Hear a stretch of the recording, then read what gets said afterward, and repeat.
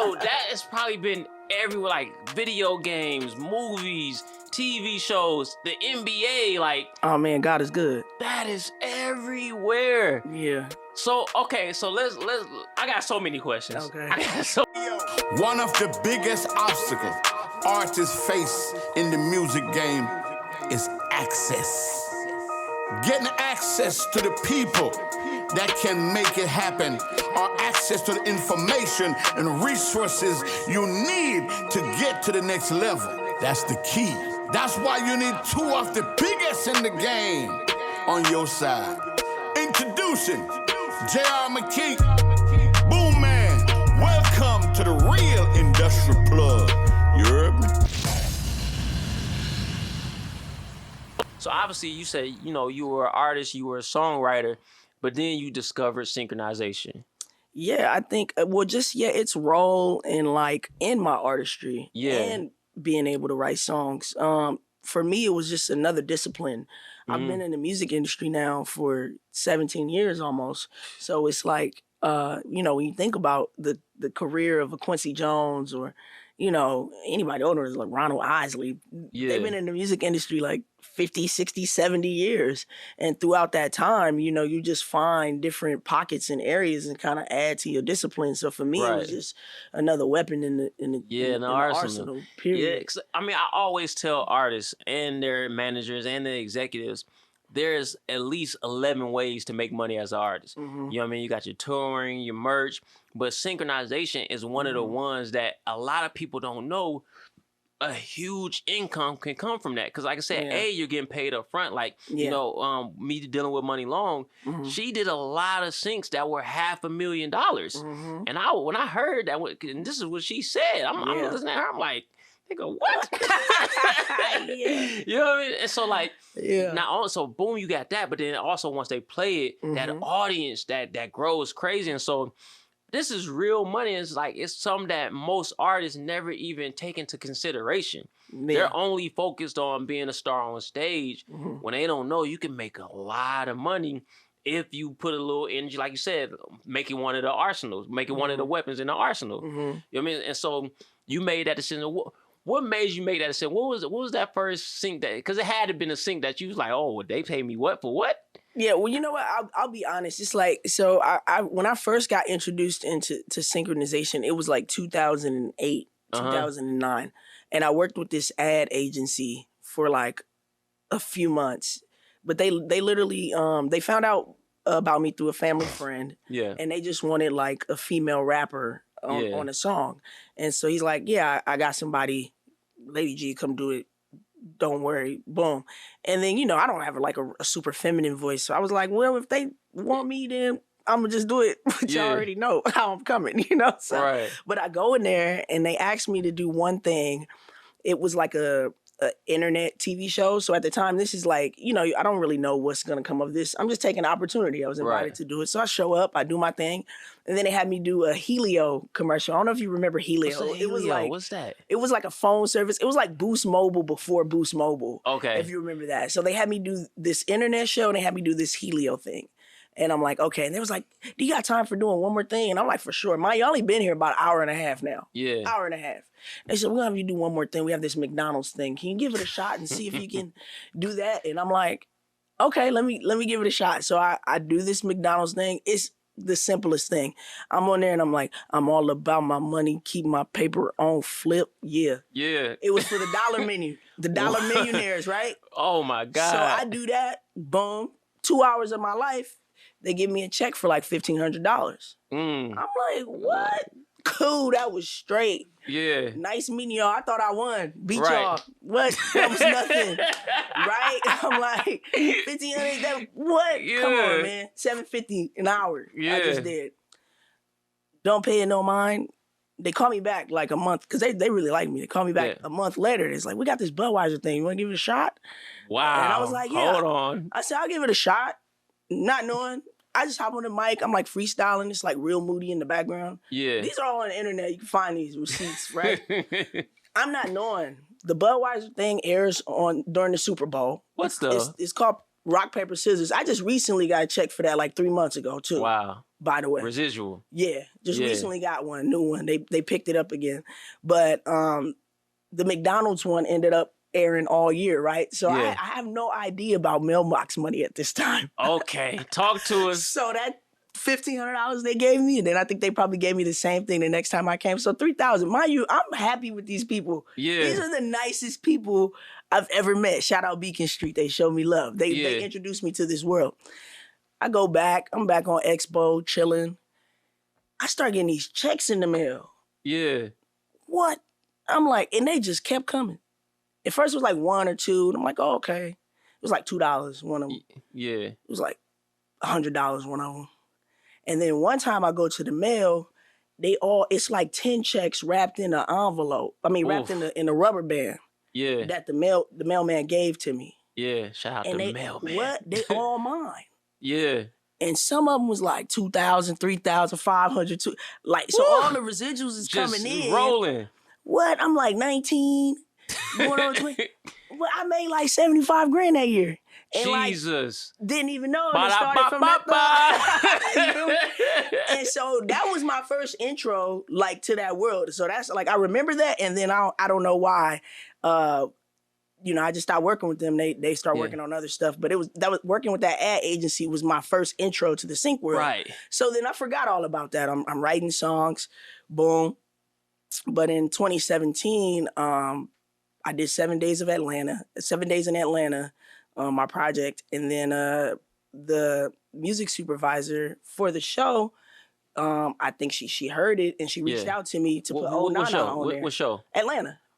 Oh, Atlanta. Childish Gambino. Yeah. So she put Oh Nana in Atlanta. She's also the music supervisor for Euphoria. She does like a lot of dope stuff. But she put it in Atlanta. She put Oh Nana in Atlanta. So from there, I was at Sony at the time. They introduced me to the TV and film department, and I will say that, man, they did an amazing job just pitching my music, working my catalog. But they were the ones that were like, you should come give this a shot again. Yeah. And I was just like, yeah, I'm gonna give it a shot again. Yeah. And I did Get Loud for Me. Right. And its first big sync was with Bose. Yeah, the speakers. Yeah. And that makes sense. Get Loud for Me. Yeah, it turned out really good. It was Bose, Julio Jones, and the NFL. So look, I got that queued up. I want people to understand how legendary the person sitting next to me is.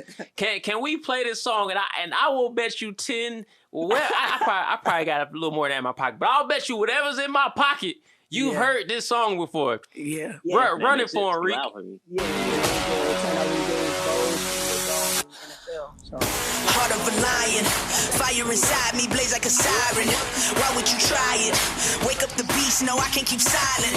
I put my time in, now it's my time, your time is expiring. Blood, sweat, and tears, I conquer my fears, I'm ready to fly now. I am the pilot, I am so polished, usually modest, but when is the last time you seen it this stylish without a stylist, huh?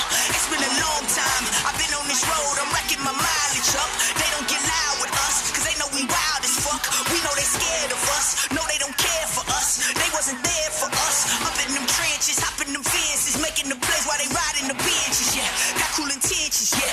I see my goal and get cold into sin, but when counting our sins, I don't have no friends. I came here to win, my start is your end, now let it begin now.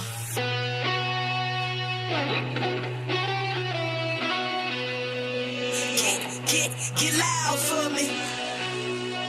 Get loud for me. Get loud for me. Hands in the crowd, we tearing it down. Get loud for me. Listen, you and your mama done heard it. You know what I'm talking about. That's my little baby right there. Yeah. Yo, that has probably been everywhere, like video games, movies, TV shows, the NBA, like... Oh, man, God is good. That is everywhere. Yeah. So, okay, so let's I got so many questions. Okay. So let's start with what made you make that... Like, were you thinking sync when you made it, or were you just making music? Nah, I was just making music. So I did that with Mike Sabbath. Shout out Mike Sabbath, the young GOAT. He's just an amazing young producer out of upstate New York. He's like one of the craziest producers I've ever met and had the pleasure to work with. But we had just met at the Sync camp with Sony, and we did a bunch of records, but this was one that we were doing outside of the camp, and he's like, man, I got this record, you should come try it. And I'm like, oh, it was like one of the days where I was pressed for time, but he was just like one of my favorite people to work with, so I was like, I'm about to make it happen. So I'm like, send me the beat right now. Yeah. So he sent me the beat. I write my verse in the car on the way. Yeah. Because I lived in Granada Hills and he lived in like Hollywood Hills, like right above La Brea and Sunset. So I'm writing in the car. You know, don't text and drive, y'all. But yeah, I'm feeling the energy, boom, boom, boom. So by the time I get to his house, I got the verse done. You got it done. Yeah, and then we was just like going back and forth on the hook, and then it's like, well, what do we want to say? Like, well, what do we want people to do? I'm like, well, we just want them to get loud. Yeah. So it was like real organic, and we just, man, we did it so fast. It might have took 2 hours. We did it so fast, and it just felt good immediately. And he just knew what to do with the production afterwards, how to make it just feel big and stadium. We just wanted something that would be like big and in the stadiums, and it's huge. Yeah, it's huge. So okay, so what's the process like? Like, you know what I mean? I've made this incredible record. What do I do next? Oh man, well honestly, I would say once you make a record like that, honestly, like Get Loud for me, I can't even explain that. Like, you know, that's just God, and just sometimes, you know, the ancestors, they just got they always got their hands on you. Yeah. It's just like, and that's one of those things. So I can't take too much credit for that, but I will say, like, just aligning yourself with people that understand the vision and the team. I will like Sony did an amazing job with like pitching this record.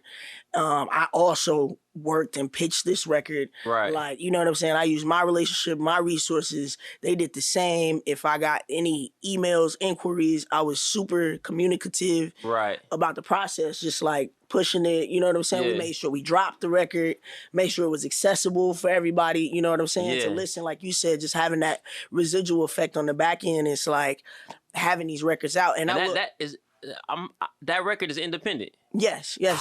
I know them checks is crazy. Yeah. I own that record. Come on, me and Mike Savage for sure. So that's a beautiful thing too. And we talked about that earlier, and how, you know, having these records, usually sometimes that pub and that master is two different entities. And so that's what I was gonna ask you. So Sony's involvement is on the publishing side. Yes. So Sony is your publisher. They were my publisher. Cobalt's my publisher now. So Cobalt doesn't have Get Loud with me. Nah. Yeah, cause y'all fucked up, Cobalt. They should have came at it earlier. Nah. When you hot, great, baby. When you hot, Cobalt wants you. Nah. Hey man, you know I love Cobalt because, you know, they did all the things that I wanted them to do. Yeah, you know, they listen. You come into a place, you know, in your career, and I know you know this and have known this because you've been on the executive side for a long time, but as an artist, you get to a point in your career where ownership is important. Right. And for me, this next time around, you know, knowing what I bring to the table, knowing the work that I put in, and just the value that I add to any space that I'm in, you know, ownership was important. Yeah. And they were able to recognize that and make that happen. Always got long love for my Sony family. It sounds like they did a great job. Oh yeah, they did great. I can't downplay that at all. Having the right pieces to the puzzle are always gonna help you do better. You feel me? You can always go further. Bless you. With concerted efforts. Yeah. But yeah, man. But Get Loud for me, like I said, it's one of those things. It came out 2017. I mean, it's synced and we like in 2022, and I'm still hearing that everywhere. It's synced at least 5 times this year already. So.